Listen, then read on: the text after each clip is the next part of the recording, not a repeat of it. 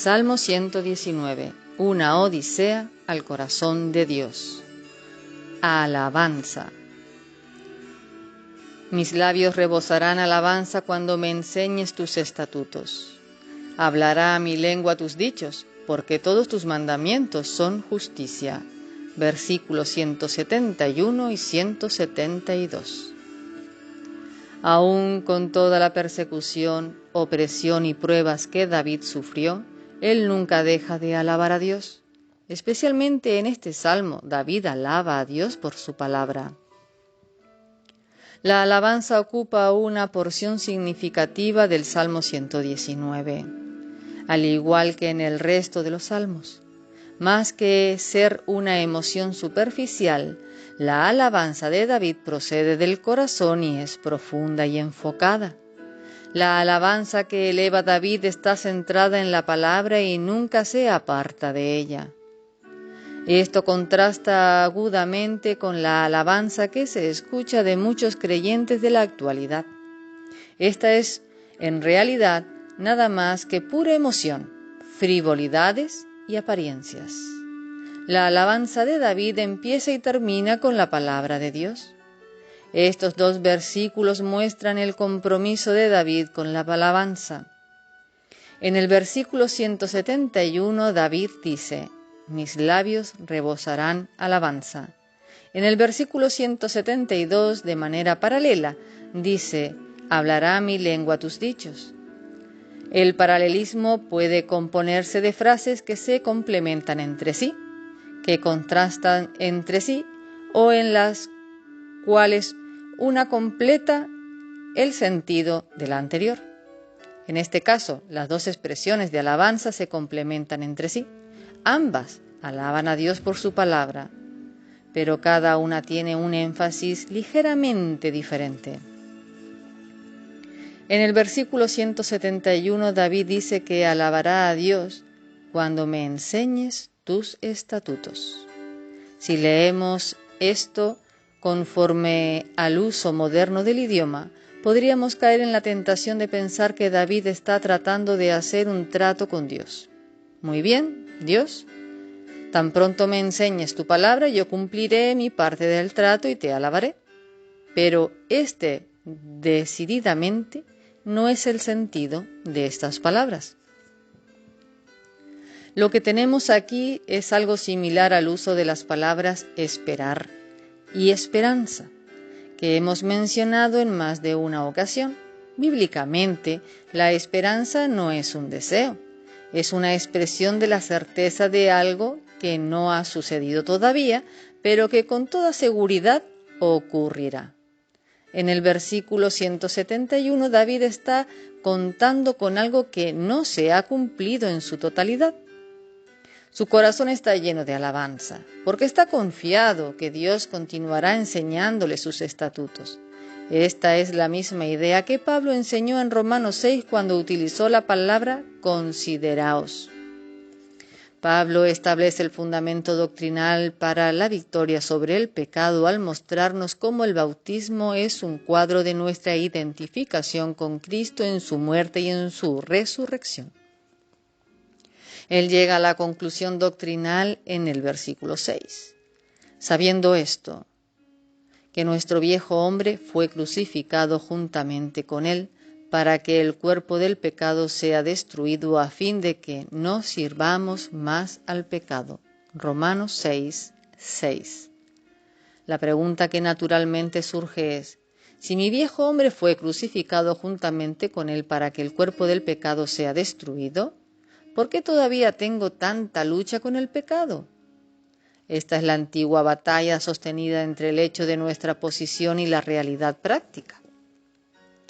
En primer lugar, necesitamos entender que en la Biblia la muerte siempre significa separación, nunca significa aniquilación ni el dejar de existir. La muerte física es la separación del alma del cuerpo, no el fin de la existencia. La muerte espiritual es la separación de Dios, no el dejar de existir. Cuando dice que nuestro viejo hombre está muerto, esto no quiere decir que ha dejado de existir. Significa que hemos sido separados del poder que éste antes tenía sobre nosotros. Ya no tenemos que pecar. Pecamos porque escogemos ceder a nuestra naturaleza pecaminosa. Para que esta verdad doctrinal se torne en una realidad práctica, tenemos que aprender la lección que Pablo enseña. Así también vosotros consideraos muertos al pecado, pero vivos para Dios en Cristo Jesús, Señor nuestro.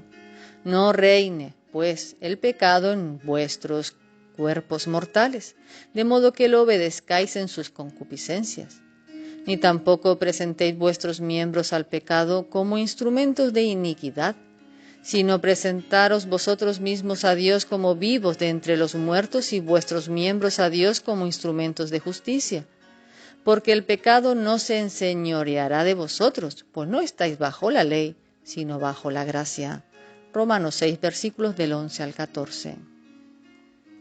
Cuando Cristo murió y resucitó de entre los muertos, nuestra victoria sobre el pecado quedó asegurada. La victoria final y completa tendrá lugar cuando Cristo regrese. En ese entonces nuestro cuerpo mortal será glorificado y estaremos totalmente separados de este cuerpo de pecado. Hasta que eso ocurra, podemos tener victoria práctica en nuestro diario andar si consideramos o actuamos como si esto ya hubiese ocurrido, aunque no haya tenido lugar hasta este momento. Hemos de considerar o dar por hecho que lo que Dios ha dicho es cierto. Esto es un acto de fe. Esto es lo que David está haciendo en el versículo 171. Él ha pedido constantemente a Dios que le enseñe su palabra. Aunque el cumplimiento final de esto aún es futuro, y David jamás podría aprender todo lo que la palabra de Dios tiene que enseñar en esta vida, él se contenta con alabar a Dios, sabiendo que Dios seguramente contestará su oración. La palabra de alabanza que eleva David no es condicional y no expresa duda. Es una consideración fiel de la palabra de Dios porque él está convencido que Dios la cumplirá.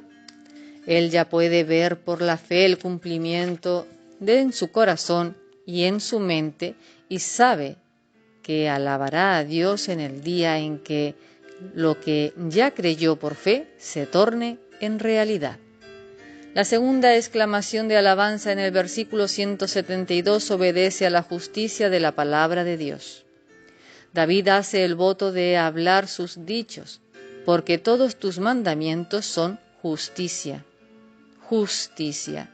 Es un sustantivo, no un adjetivo.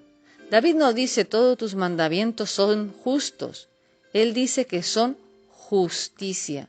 Esto es lo mismo que vimos en el versículo 151, en donde David dijo, y todos tus mandamientos son verdad.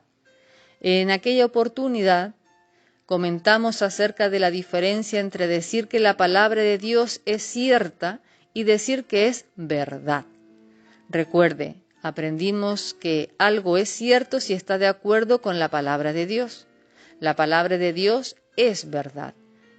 Es la norma por la cual medimos si las demás cosas son o no son verdad. La idea expresada en el versículo 172 es similar. Obviamente, los mandamientos de Dios son justos, pero esto no es lo que el texto nos dice. Dice, todos tus mandamientos son justicia. Esto significa que la palabra de Dios no solo es justa, sino que es la norma de justicia por la cual podemos medir la justicia que pueda haber en todas las demás cosas. David alaba a Dios por su maravillosa verdad y nosotros también debiéramos hacerlo. No tenemos que preguntarnos si esto es o no es justo. Muchos viven como esclavos de la opinión popular. Permiten que lo que diga la mayoría sea lo que establece su norma de justicia. Otros son esclavos de las opiniones de sus líderes. Los creyentes que siguen un sistema legalista frecuentemente se consuelan al dejar que sean otros los que decidan por ellos. Solo dígame qué debo hacer y lo haré. Esto podría dar buenos resultados temporalmente, pero ¿qué hay de aquellas situaciones en las cuales usted necesita tomar una decisión y el líder no se encuentra disponible? Ningún líder puede dar soluciones a todas las situaciones o decisiones posibles que surgirán en su vida. ¿Qué hay de aquellas situaciones en las cuales el líder no ha decretado su decisión? ¿Dónde podemos buscar las respuestas? El legalismo siempre fracasa al final. Trágicamente, el fracaso del legalismo se hace evidente en los hijos de cristianos legalistas. Los hijos observan las reglas y normas de sus padres mientras son jóvenes. Un día, empiezan a cuestionarlas, inocentemente al principio. Quieren saber por qué tenemos estas normas y convicciones. ¿Por qué una cosa es justa o buena y la otra no? ¿Por qué, por ejemplo, es justo ver una película con la videograbadora en casa, pero es malo ver la misma película en un cine? Cuando los niños preguntan por qué, muchas veces hacen que sus padres pierdan el control y griten regañando a sus hijos adolescentes respecto a sus actitudes rebeldes y a su atrevimiento de cuestionar la autoridad de los padres. Después de repetirse esta situación unas cuantas veces, el adolescente llega a la conclusión de que mamá y papá realmente no entienden de qué se trata la vida y decide buscar sus propias respuestas. La mayoría de las veces, si sus padres observan ciertas normas, el adolescente escogerá ir en un rumbo opuesto porque está convencido que las normas de sus padres no sirven. Si entendemos que la palabra de Dios es justicia, esto nos da la respuesta que buscamos. Todo debe compararse con la justicia de la palabra de Dios. Si algo concuerda con la palabra de Dios es justo, a pesar de los gustos, de las opiniones personales, de las convicciones de los líderes de cualquier iglesia. Es la palabra de Dios la que deberá ser nuestra norma de justicia. David eleva una alabanza que se enfoca y se basa en la palabra de Dios. Necesitamos examinar la alabanza en nuestras vidas. En primer lugar, ¿hay alabanza en nuestras vidas?